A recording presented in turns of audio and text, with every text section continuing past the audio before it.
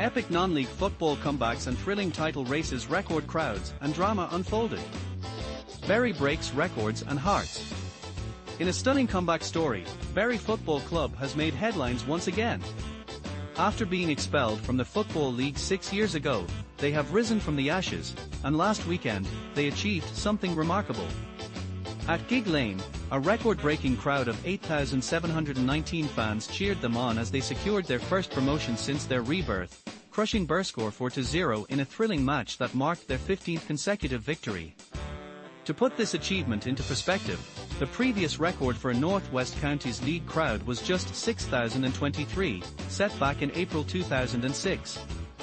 Bury's average attendance of 3,315 in the 9th tier of English football is even more impressive, surpassing that of 5 teams in League 2 and 1 in League 1, as well as 7 teams in the top flight of Portuguese football. On the final day of the season, their record attendance was 2.7 times larger than the total attendance at the other 11 matches played in their division. What a comeback! Celebrations are also in the air for other familiar names in non-league football. Scunthorpe United, boasting the 4th largest average attendance in non-league, is just 2 points behind Kidderminster Harriers and Brackley Town in a nail-biting race for a single automatic promotion spot in National League North. Meanwhile, Torquay, sitting 5th in the attendance table, is also in the mix in the chaotic National League South. A title race like no other. As the final day of the National League South approaches, the excitement is palpable. A whopping 25% of the teams in the league are still in contention for the title. Truro City currently leads the pack, just ahead of Torquay, thanks to a superior goal difference. Eastbourne Borough and Worthing are hot on their heels, while Borehamwood and Dorking Wanderers are also in the mix, boasting the best and second best goal differences in the division. Unfortunately, none of the top teams will face each other on the last day, with Truro's match against St Albans City being the highlight. St Albans needs to secure a better result than Salisbury to avoid relegation.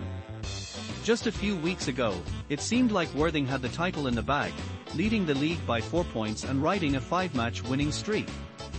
However, their form has dipped, and they now find themselves in a precarious position as they head into their final match against Enfield, who are also fighting to avoid relegation. Nail-biting margins in the Isthmian Premier.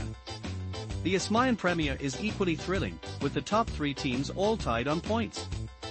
Billericay Town leads by the slimmest of margins, just a single goal ahead of Horsham, while Dartford is hoping for a slip-up from both. If Billericay and Horsham end up level on points, goal difference, and goals scored, Horsham would take the title based on their superior number of wins.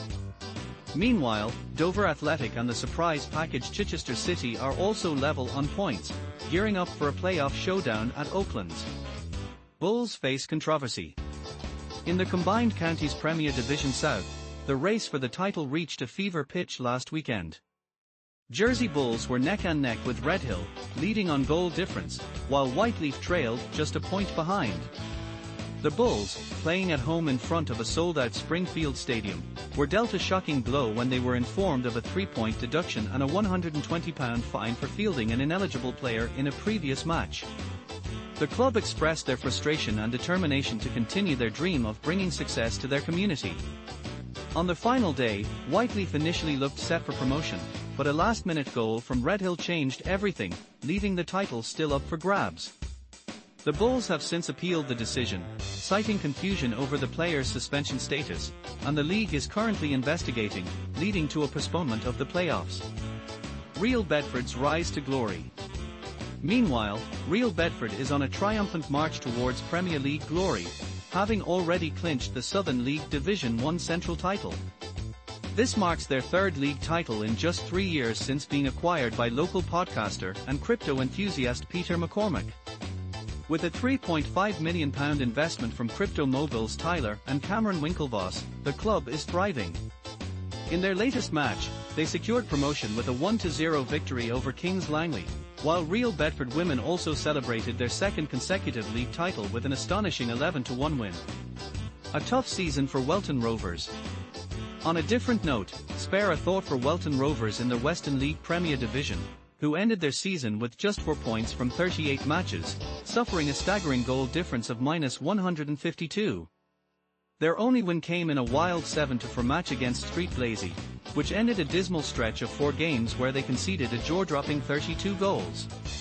If you think you could do better, they are currently on the lookout for a new first-team manager.